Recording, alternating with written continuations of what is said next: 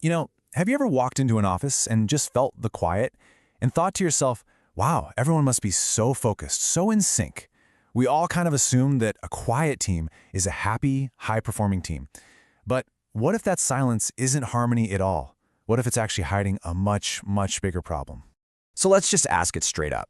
Is a quiet team really a healthy team, or is it something a little more worrying? A culture of silence, a place where the really important stuff goes unsaid, and the biggest dangers are hiding right under the surface.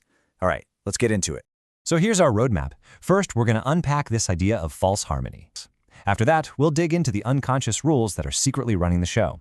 We'll look at the incredibly high price of staying silent, and finally, we'll talk about what it takes to get everyone on the blue bus. Okay, so let's start with this whole idea of the happy, silent team. I mean, it's a super common trap for leaders, right? You look around, you don't see any open arguments, and you think, great, we're all on the same page. But more often than not, that's just not what's happening. And that brings us to this core concept, false harmony. It's that exact situation where a lack of conflict gets mistaken for real agreement. But what's really going on is a culture of silence is setting in. And let's be clear, this isn't collaboration. It's actually the death of healthy debate. The kind of respectful conflict that truly high-performing teams absolutely need to thrive. Yeah, in these kinds of environments, people figure it out pretty fast. The path of least resistance, the safest thing to do, is to just go along to get along. They stop being engaged members of a team and become passive bystanders. They see problems for sure, but they stay quiet because making waves just feels way too risky. We have to talk about the unconscious rules of the game, which are all shaped by one absolutely critical factor. And that one factor is psychological safety. Now, you've probably heard this term before, but the definition is so important. It's the belief, deep down, that you won't be punished or humiliated for speaking up, whether it's with a new idea, a question, a concern, or even a mistake. Without it, silence just becomes the default setting for everyone. And when psychological safety is low, these four key fears creep in. We're afraid of looking stupid, so we just don't ask questions. We're afraid of looking incompetent, so we hide our mistakes. We're afraid of seeming negative, so we never challenge an idea. And we're afraid of being disruptive, so we avoid uncomfortable topics at all costs. These four fears are literally the engine of a green bus culture. And these really personal, really human fears, they harden into a set of unspoken rules for the whole team. They become the rules of the game that everybody knows they have to follow to stay safe. And believe me, those rules are never stronger than when the boss is in the room. I mean, just look at some of these rules. They're all designed to protect the boss's status, which in turn protects you. Don't give an answer the boss doesn't want. Don't question something the boss had a hand in creating. Every single one of these is a massive roadblock to progress. This is basically the operating manual for a team that has chosen to live in false harmony. So you might be thinking, what's the big deal?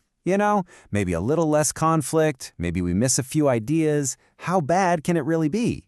Well, the cost of not rocking the boat isn't just a slightly less than optimal team. It can be an absolute disaster. And this is the crucial point. We're not talking about some soft, fuzzy HR topic here. Cultures of silence, which are born from a lack of psychological safety, are a direct threat to an organization's very survival. They let critical risks fester in the dark until it is way too late.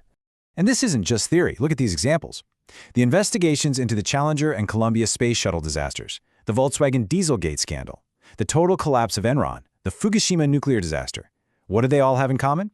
Every single one identified a culture of silence as a key reason things went so horribly wrong. People knew there were problems, but those unconscious rules kept them from speaking up. The results were devastating. Okay, that is a pretty sobering reality check. But the good news, and there is good news, is that these cultures can be changed. And it all starts with leadership. So let's talk about the practical things you can do to start driving that blue bus and build a team of upstanders instead of bystanders. Now, here is a massive insight for any leader out there. Your intentions might be pure blue bus. You might genuinely want a collaborative, empowered team. But if your behaviors are all about looking capable and being in control, well, then your impact is red bus. And a red bus impact will always create a green bus team.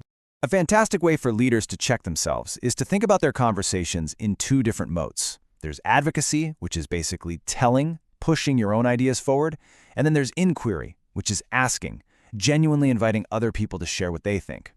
Red bus leaders live almost entirely in advocacy mode. Blue bus leaders find that perfect balance between the two. So, how do you actually make that shift? Well, here are a few key things. First, really try to lower that status gap between you and your team. Second, find that healthy balance between telling and asking. And third, and this one is huge, learn to hold your own ideas lightly. Present them as a starting point, not the final word. Create space for better ideas to come forward. Which brings us to a simple but incredibly powerful tool. It's just a phrase, one that any leader can start using in their very next meeting. Instead of stating your idea as a fact, you frame it like this: my current best thinking is. And here's why that little phrase is so magical. It immediately signals that your idea isn't the final command, it's just a starting point. It's an open invitation for others to challenge it, to build on it.